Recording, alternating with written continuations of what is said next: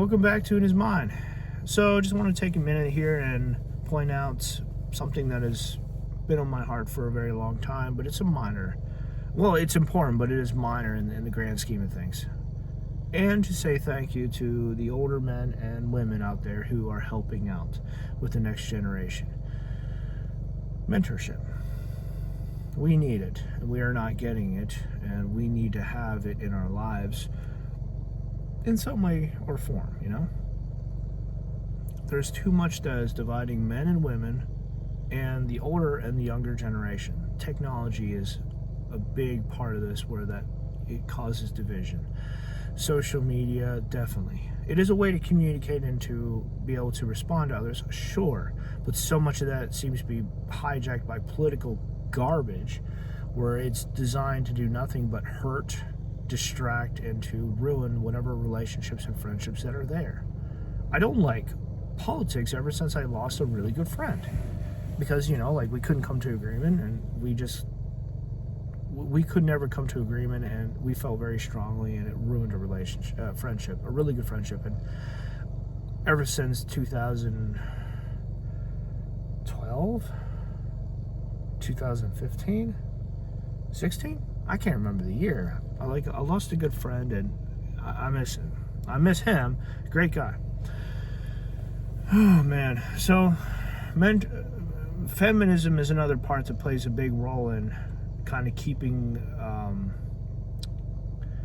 I don't want to say destroying mentorship, but like keeping it off balanced, and I'm lacking better words, but it directly affects this. Why? Because it's tearing down healthy masculinity in the process, and some other parts that are healthy in the process of trying to get equal treatment for women. Demonizing men, labeling what is healthy toxic. These are just parts of, consequences and stuff that come from this. And unfortunately, who wants to be a part of, who wants to help others and be a mentor when you're getting nothing but crap thrown on you and you're being mistreated? Like, who wants to be that? Who wants to have that in their life? Mentorship is needed in the sense of being able to, this almost ties in with like the red pill kind of stuff. You're passing warnings and understandings along with everything else on how to, this is what worked for me. This is, what could help you out. This is stuff that you need. This is like an instruction manual plus warnings, So there's also the added factor of them walking with you through your life, helping you not just be successful and to succeed, but to kind of help ward away what is wrong, what is evil, those who could possibly hurt you. And honestly, I'll just throw in ward as a really fun mechanic in Magic the Gathering. Ward is basically, you can't target me, you can't touch me unless you pay X amount of resources, X amount of money. So basically, it's built-in protection. So yeah, pretty cool. But that is almost kind of like what mentorship is, built-in protection. Because you have someone looking over your shoulder trying to make sure that you're okay, that you're safe, and that you're growing in the way that is best for you. Not necessarily in the way that is, like them. Some may mean well, but they are trying to get you to follow in their footsteps. Most commonly, that would be parents. Parents see themselves in their kids, and therefore they're trying to encourage their kids to go down the same path that they themselves once did. That's common. Well, that seems to be common, and that's understandable. Helping your kids grow up in the best way possible is not necessarily in your footsteps. Everyone is going to be different.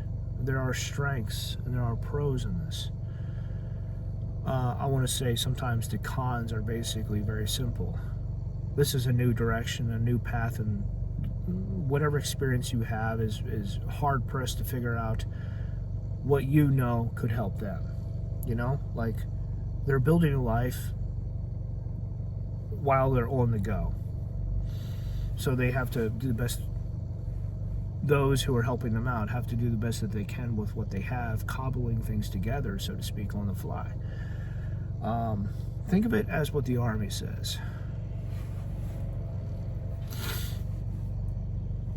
Give me a second. I just had it too. Ugh. Don't you hate when you forget this stuff? Adapt and overcome.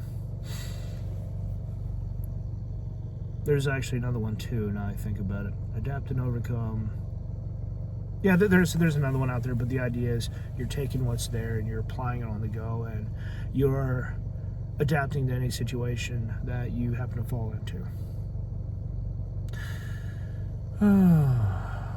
This stuff is complex, and it's often easy to get lost in without help. Honestly, I wouldn't have gone to where I'm at here in life without help. The financial side of owning a home and maintaining a home is enormous. You know? Everything that goes into a home to make a home, I don't think I could have made it here on my own without help. All the parts coming together, not just simply, okay, get $60,000 or whatever you need to go buy a home and then just go buy it. There's like a process. There's steps involved. And I would be getting at least one or two of these things wrong if I was to do this on my own. Yeah, it's crazy.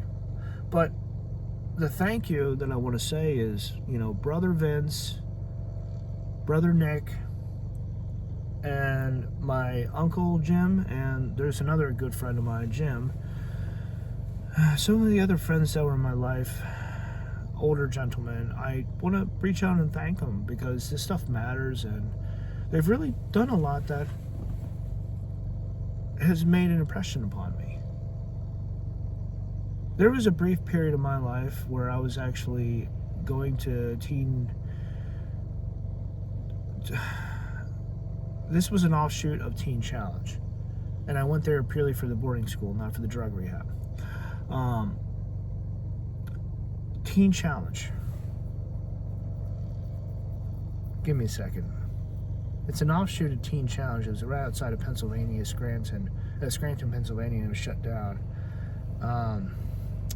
It was for kids. It was for the young adults. Why am I blanking on this? I hate this. But anyway, I'll talk about that later. Maybe I'll talk about that later. It's not really important, but some of these men really helped me out during a very pivotal part of my life. I actually went into the Army because here's the thing. My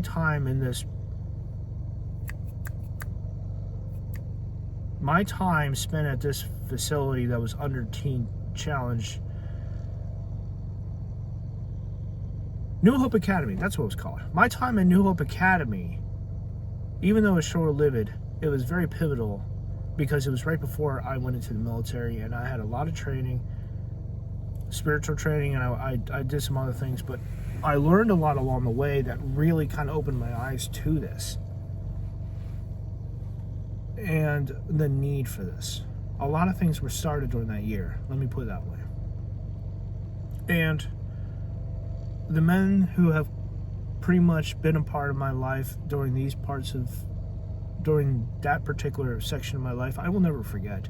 Walking into that room when we were invited, our group of 7 members were invited to the main Teen Challenge in Scranton, Pennsylvania, to participate in something like a Bible study or whatever. We were walking in this room, there was like 300 men basically singing praises and worship songs to God, and it was a moment I will never forget.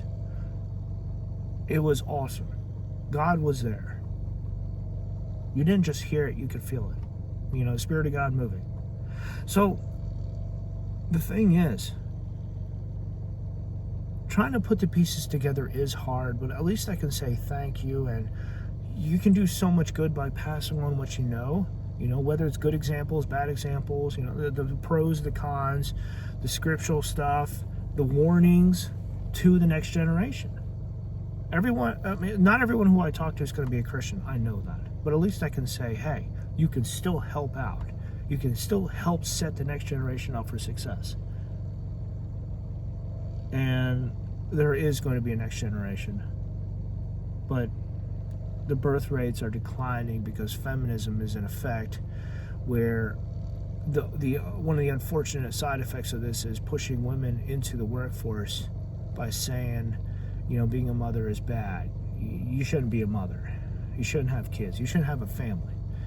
In some ways, people have pointed out saying that feminism kicks women out of what they're used to, what they're comfortable with, these home environments that they excel in. So in some ways, they're not actually setting women up for success. They're setting them up to fail. Removing us from environments that we excel in is setting us up for fail. That is a very sad truth. It's a sad reality that some people do not see up until their mid-30s, when they realize, where's my family? Why am I single? What did I do wrong? I started asking some of those questions back in 2017 myself. I'm not going down that road. I'm pointing out some of the parts that cause issues with mentorship. Divisions, the splits between men and women. We do better when we work together. You don't have to be enemies or opponents. Being an opponent is different, but in a sense, when you are a mentor, you have to provide challenges, tests, answers. There's a lot that you provide to those that you're actually helping and teaching. You're not trying to be their friend. You are trying to be someone who says, this is the goal, this is what you should be doing, and this is why this is important, and I will help you get there. I want to say, being a drill sergeant, let me rephrase that. Some of the drill sergeants that I remember from my past are a great example of the whole, correct yourself. I'm going to put my foot up your John Brown hind parts and get you where you need to go, because this is what is expected of you, and they are setting standards. Not everyone is going to be, having that style, of course, but drill sergeants are great examples to use as far as, mentorship when the military is concerned. Discipline. Discipline is a key factor in this. They are instilling very important values in you, and one of them is discipline. Leadership, and discipline. Actually, another cool thing is that I kind of learned from my time in is, when you fail, that means your leaders have failed you.